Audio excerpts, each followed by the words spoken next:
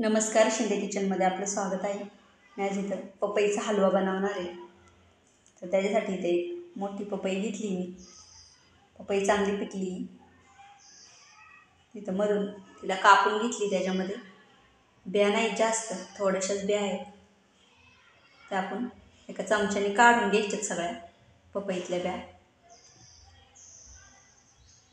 तर हा पपईचा हलवा खूप छान होतो खायला एकदम टेस्टी आणि पौष्टिक पण असतो.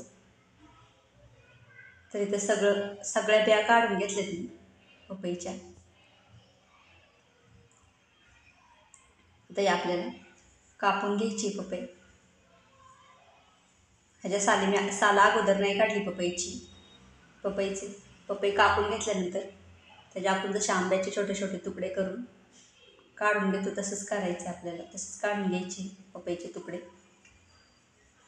ह्याच्यामधून असे छोटे छोटे तुकडे करायचे पपईचे आणि चाकूनेच एका बाजूने असं तुकडे खालच्या साईडने काढून घ्यायचे. त्यामुळं त्याची साल पण व्यवस्थित निघते आणि पपईचे तुकडे पण निघतात व्यवस्थित. ते इथे सगळे आपले पपईचे तुकडे असेच आपल्याला पपईचे तुकडे करून घ्यायचे. आता हे पपईचे तुकडे आपल्याला एका मिक्सरच्या भांड्यामध्ये टाकायचे आणि हे मिक्सरला फिरवून घ्यायचे. चांगलं एकदम बारीक हे करायचं मिक्सरला फिरवून. इथं पपई आपली मिक्सरला फिरवून झाली. तर एक कढई ठेवायची गॅसवरती. त्याच्यामध्ये आपल्याला 1 ते 2 चमचे तूप टाकायचं आहे.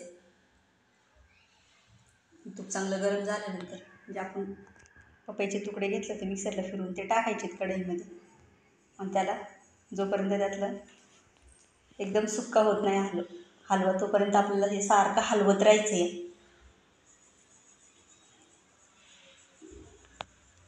मधून अधून सारखं हलवत राहायचं. फुल गॅस ठेवायचा आहे, कारण का खाली लागू नये किंवा करपू नये म्हणून. तर त्याच्यासाठी लागणारं साहित्य इथं विलायची पावडर आहे, बदाम आणि साखर घेतली मी अर्धी वाटी. पपई अगोदरच गोड असते त्यामुळे मी इथं साखर जास्त नाही घेतली. तुम्ही जर जास्त गोड खात असाल तर जास्त वापरू शकता. तर इथं हलवा मी सतत असं मधून अधून हलवून घेते, त्यामुळे तो खाली लागत नाही किंवा खाली करपत पण नाही. तर ह्याचं आता पाणी आपलं सुकत आलं आहे जरा हलव्याचं. त्या हलव्याला काही दूध किंवा खवा पण वापरतात, पण इथं मी खवा किंवा दूध काहीच नाही वापरलं.